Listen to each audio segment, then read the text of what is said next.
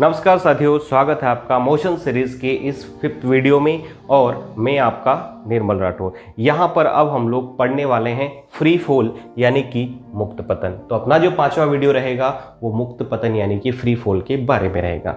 सबसे पहली बात, फ्री फॉल जो है वो गुरुत्व के अधीन गति यानी कि मोशन अंडर ग्रेविटी का एक स्पेशल केस यानी कि एक स्पेशल उदाहरण होता है, क्योंकि इसमें वस्तु पर जो त्वरण लगता है वो गुरुत्वीय त्वरण ही लगता है। लेकिन ये होता क्या है वो देखिए, जब किसी वस्तु को मुक्त रूप से किसी ऊंचाई से छोड़ दिया जाता है तो इस तरह होने वाली गति को मुक्त पतन कहा जाता है। यानी कि किसी ऑब्जेक्ट को आप लोग फ्रीली किसी हाइट से रिलीज कर देंगे, छोड़ देंगे फ्रीली, तो वस्तु की होने वाली उस गति को हम लोग मुक्त पतन कहते हैं या फिर फ्री फॉल कहते हैं।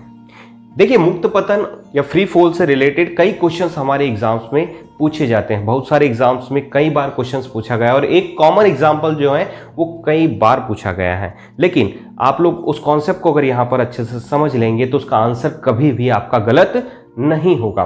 ठीक है, तो वही कॉन्सेप्ट हम लोग यहाँ पर देखेंगे। जनरली यहाँ पर जो चीजें आपसे पूछी जाती है वो पूछी जाती है कि जब वस्तु किसी ऊंचाई से छोड़ी जाती है तो वो पृथ्वी पर पहुंचने में कितना समय लेगी, या फिर दूसरा क्वेश्चन आपसे ये पूछा जाता है कि जब वो पृथ्वी की सतह से टकराएगी या पृथ्वी की सतह पर पहुंचेगी तो उसका वेग जो है वो कितना होगा। ये दोनों ही चीजें हम लोग यहाँ पर कैलकुलेट करेंगे, उसको आप लोग यहाँ पर देखिए। तो मान लिया जाए हमारे पास में एक ये वस्तु है, इसका कुछ न कुछ द्रव्यमान है और ये वस्तु जो है पृथ्वी की सतह से h ऊंचाई पर है। कहां पर है? h ऊंचाई पर। और h ऊंचाई से हम लोग क्या करते हैं, इस वस्तु को फ्रीली रिलीज कर देते हैं, यानी कि यहां से इसको छोड़ देते हैं। जब आप लोग यहां से इसको फ्रीली रिलीज करोगे तो ये वस्तु जो है आपकी किधर आएगी? नीचे की तरफ। और जब आपने इसको फ्रीली रिलीज किया तो इसका प्रारंभिक वेग जो है वो कितना हो जाएगा? 0। दूसरी बात, जब इस ऑब्जेक्ट को आप लोग यहां से फ्रीली रिलीज करोगे तो इस पर पृथ्वी के केंद्र की ओर त्वरण लगेगा, जिसे हम लोग क्या कहते हैं? गुरुत्वीय त्वरण कहते हैं। तो इस पर नीचे की ओर एक त्वरण लगेगा g, जिसे हम लोग गुरुत्वीय त्वरण कहते हैं। इसकी दिशा भी क्या है? नीचे की ओर, यानी कि वस्तु की गति भी नीचे की ओर हो रही है और त्वरण भी क्या है? नीचे की ओर हो रहा है। तो सबसे पहले हम लोग निकाल लेते हैं कि जब वस्तु यहां पर पहुंचेगी तो मान लीजिए उसका वेग क्या है? v है। दूसरी बात, जब वस्तु यहां से यहां तक पहुंचती है तो पहुंचने में वो t समय लेती है। ये t टाइम भी हम लोग यहां पर कैलकुलेट करेंगे। तो ये समय और ये वेग कैसे निकाला जाए, तो ये हम लोग निकालेंगे किसकी मदद से? इक्वेशंस ऑफ मोशन की मदद से। और इक्वेशंस ऑफ मोशंस हमें पता है कि v square is equal to क्या होता है? u स्क्वायर प्लस 2as होता है। और यहां पर अगर हम लोग देखें तो देखिए, v जो क्या है? अंतिम वेग होता है, u आपका प्रारंभिक वेग होता है, a त्वरण होता है और s क्या होता है? दूरी होती है। तो यहां पर अगर हम लोग देखें तो v तो हमें निकालना है, v यहां पर है आपका। u की अगर बात करें तो प्रारंभिक वेग कितना है? 0 है, ठीक है, प्लस 2। a यानी कि त्वरण की बात की जाए यहां पर तो कितना है? g है। और s यानी कि कितनी दूरी आएगा? वो आपका h दूरी। ये ऊंचाई कितनी है? h है, तो ये s कितना हो जाएगा आपके पास में? h हो जाएगा। तो यहां से अगर देखें तो v square is equal to क्या होगा? 2gh। और v कितना होगा आपके पास में? v हो जाएगा अंडर रूट ऑफ 2gh। यानी कि किसी भी वस्तु को जब h ऊंचाई से गिराया जाता है, किसी भी वस्तु को जब h ऊंचाई से गिराया जाता है तो वो पृथ्वी की सतह पर पहुंचेगी तो उसका वेग कितना हो जाएगा? वेग हो जाएगा अंडर रूट ऑफ 2gh। इस फॉर्मूले की हेल्प से आप लोग वो उसका वेग जो है वो निकाल सकते हैं। अब हम लोग क्या निकालते हैं? समय निकालते हैं। देखिए, यहां पर हमें क्या पता चल चुका है? वेग पता चल चुका है।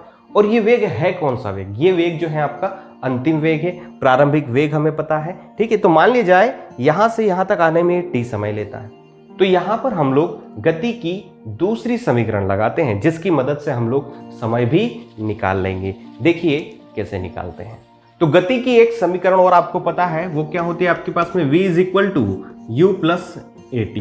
यहां पर अगर देखें तो v क्या है? आपका अंतिम वेग है और अंतिम वेग हम लोगों ने निकाल लिया है। v कितना था आपके पास में? Under root of 2gh। और u अपना 0 है, a हमारे पास में g है और t जो है स्मॉल t वो क्या है आपके पास में? कैपिटल T है। यानी कि वस्तु को उस ऊंचाई से पृथ्वी तक आने में लगा समय है। तो यहां से g इंटू टी क्या हो जाएगा? अंडर रूट ऑफ 2gh होगा। t निकालेंगे आप लोग तो क्या होगा? Under root of 2gh divided by G. इसको कैलकुलेट करेंगे तो फाइनली हमारे पास में क्या आएगा, capital T is equal to √2h divided by G. यानी कि वस्तु को उस ऊंचाई से पृथ्वी की सतह तक आने में लगा समय कितना हो जाएगा, वो समय होगा √2h डिवाइडेड बाय जी। अब ये समय जो आप लोग यहाँ पर देख रहे हैं, ये समय किस पे निर्भर कर रहा है, ऊंचाई पर और गुरुत्वीय त्वरण पर। हमें एक बात पता है कि गुरुत्वीय त्वरण जो है वो कभी भी बदलता नहीं है। अगर हम लोग अर्थ की सरफेस से 1-2 किलोमीटर के लिए ऊपर जाएं या फिर नीचे आए, लगभग वो क्या रहता है, समान रहता है। दूसरी बात, ऊंचाई जो है वो हम लोग डिसाइड करते हैं। अब एक क्वेश्चन मैं आप लोगों से पूछता हूं, यहाँ पर क्वेश्चन ये है कि आपके पास में 2 पत्थर हैं, एक पत्थर है 1 किलो का और एक पत्थर है 2 किलो का, ठीक है ना। अब दोनों पत्थरों को आपने क्या किया, 10 मीटर की ऊंचाई से एक साथ एक ही समय पर छोड़ दिया। जब आप उसको छोड़ेंगे तो आपसे क्वेश्चन ये है कि कौन सा पत्थर पहले जमीन पर पहुंचेगा। तो आप क्या कहेंगे, आप कहेंगे कि सर 2 किलो वाला पत्थर जल्दी पहुंच जाएगा, 1 किलो वाला पत्थर लेट पहुंचेगा, क्योंकि उसका भार ज़्यादा है। उसका भार क्या है, ज़्यादा है, ऐसा आप लोग कहेंगे। लेकिन यहाँ पर अगर आप लोग देखते हैं तो देखिए, ये जो समय है ये किस पे निर्भर कर रहा है, ऊंचाई पर। अब दोनों वस्तुओं को हमने समान ऊंचाई से छोड़ा था। जब आप समान ऊंचाई से उनको छोड़ेंगे तो वो पृथ्वी की सतह तक जाने में भी क्या लेगी, समान समय लेगी। समय जो है वो उनके द्रव्यमान पर निर्भर नहीं करता। तो इस बात को याद रखिएगा कि चाहे आप 2 किलो के ऑब्जेक्ट को किसी ऊंचाई से छोड़े या 10 किलो के ऑब्जेक्ट को उसी ऊंचाई से छोड़े, दोनों के दोनों आपके एक ही समय पर कहाँ पहुंचेंगे, पृथ्वी की सतह पर पहुंचेंगे। यानी कि दोनों के द्वारा लिया गया समय क्या होगा, समान होगा। उसके पीछे कारण यह है कि किसी वस्तु को जब आप किसी ऊंचाई से छोड़ते हो, ठीक है ना, तो पृथ्वी की सतह तक पहुंचने में लगा समय जो है वो किस पे निर्भर करता है, केवल और केवल उसकी ऊंचाई पर और गुरुत्वीय त्वरण पर, वो उसके द्रव्यमान पर निर्भर नहीं करता।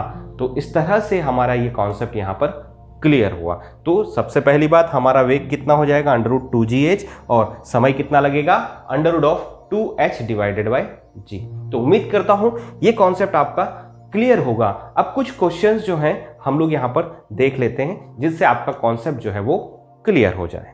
देखिए, हाँ तो साथियों, एक क्वेश्चन हमारे सामने है। क्वेश्चन क्या है कि एक वस्तु को 20 मीटर की ऊंचाई से मुक्त रूप से छोड़ा जाता है, तो पृथ्वी की सतह पर पहुंचने का समय और पृथ्वी की सतह पर उस वस्तु का वेग क्या होगा। यानी कि एक वस्तु को 20 मीटर की ऊंचाई से आप लोग छोड़ रहे हैं और आपको निकालना क्या है कि वो वस्तु पृथ्वी की सतह पर पहुंचने में कितना समय लेगी, साथ ही साथ जब वो पृथ्वी की सतह पर पहुंचेगी तो उसका वेग क्या होगा।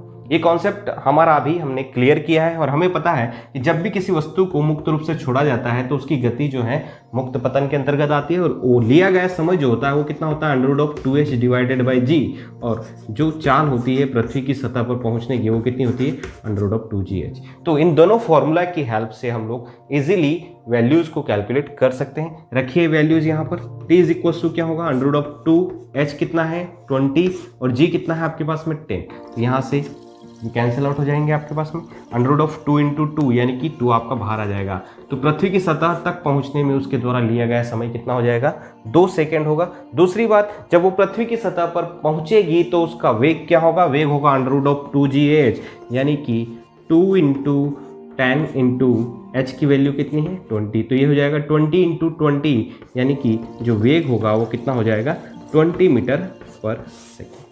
तो इस तरह के आसान से क्वेश्चंस आप लोगों से पूछे जाते हैं। और एक क्वेश्चन तो जनरली आपसे हमेशा ही पूछा जाता है कि दो वस्तुओं को जिनके द्रव्यमान अलग अलग हैं, अगर समान ऊंचाई से मुक्त रूप से गिरा दिया जाता है तो कौन सी वस्तु पृथ्वी पर पहले पहुंचेगी। तो इसका आंसर क्या है, दोनों वस्तुएं पृथ्वी पर एक ही समय पर पहुंचेगी। उसके पीछे कारण क्या है, क्योंकि समय जो है वो ऊंचाई पर निर्भर करता है और ऊंचाई दोनों के लिए समान है, इसलिए दोनों वस्तुओं का पृथ्वी पर पहुंचने का समय क्या होगा, समान होगा। तो जनरली इसी टाइप के क्वेश्चंस जो आपके मुक्त पतन से आते हैं। उम्मीद करता हूं ये पूरा कॉन्सेप्ट आपका क्लियर होगा और आज के वीडियो में इतना ही। धन्यवाद।